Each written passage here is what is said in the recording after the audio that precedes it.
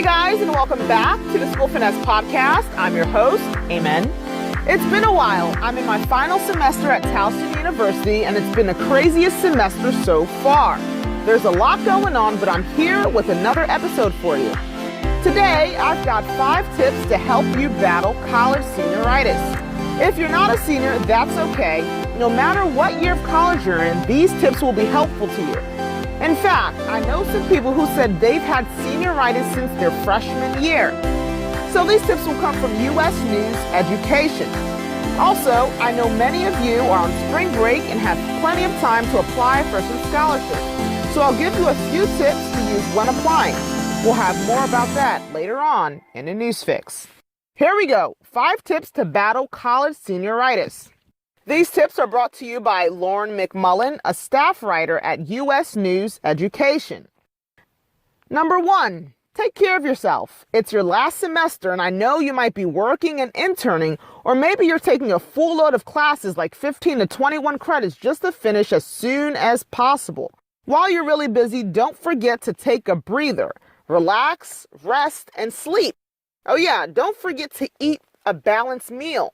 Don't just eat granola bars and chocolates and candies. Eat full meals. Take care of yourself. Number 2, get organized. You've got work, school, and social obligations. I know your schedule is busy, but stop for just a minute. Get your planner out, write out your assignments and due dates so you stay on track. Organize your papers rather than shove them in your bag as you rush from school to work and work to school. And while you're trying to keep your academic life straight, you're trying to keep up with your social life so you don't lose contact with the great friends that you've met throughout your college life. Just get yourself organized. It'll help cut down on a lot of the stress. Number 3, stay motivated. You might be thinking, well, it's my last semester. I'm so ready to go. I'm tired of waking up early. And anyway, C's get degrees, don't they? Don't think like that. It would be embarrassing if you flunked your last semester and couldn't graduate. Just continue to do your best and put your best foot forward and finish strong. Number 4, be realistic. In Laura's article, she says, be realistic about post-grad endeavors. Some seniors expect a job the Monday right after graduation, but they don't apply, or they don't go to the Career Center. They don't even try for the job. Maybe they'll apply the weekend right before. While you're going through your last semester, don't forget to job hunt. Or maybe you're planning on going to graduate school. Find graduate schools, find application deadlines, and get started on your application early. And finally, number 5, visit the Career Center. Honestly, this is something I have to do, and I'll do this sometime next week. I know my long-term career goal, but I could use a hand with planning for my short-term career goals, and I'm sure the Career Center has a staff member who is ready to help me at my school, Towson University. Additionally, a staff member at Boston University Center for Career Development says the students should visit the Career Center even if they already have an idea of what they want to do after graduation. So there you have it, 5 tips to battle college senioritis. That list was brought to you by Lauren McMullen, a staff writer at U.S. News. Now make sure you share that list with a few college seniors to encourage them as they finish strong. All right, now on to the News Fix.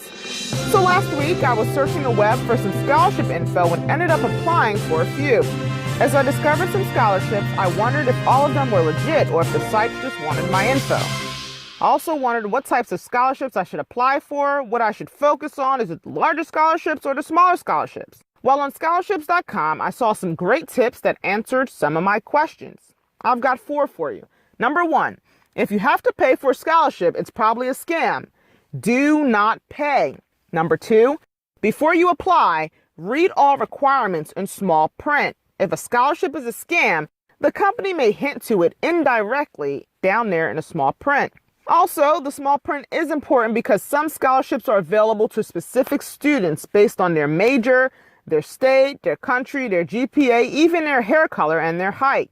Number 3, apply for as many scholarships as you have time for. Scholarship.com suggests that you make a list of what makes you unique and make sure to include those characteristics when filling out your profile. And finally, just start the application process. Scholarships.com state that once you've completed an application or 2, the process may get easier.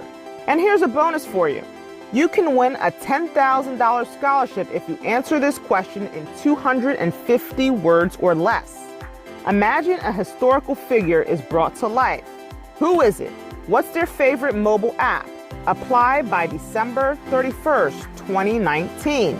All right, thanks for listening to today's episode. You can find more info about scholarships on scholarship.com under the tab titled Apply for Scholarships. You can find a link to that section and other sources from today's episode in our description box on anchor.fm/schoolfinesse. Make sure you follow us on Instagram at SchoolFinessePod and on Twitter and Facebook at SchoolFinesse. Share this podcast with a friend so you both can succeed together. Always remember, stay tuned for tips on how you can finesse your way through school.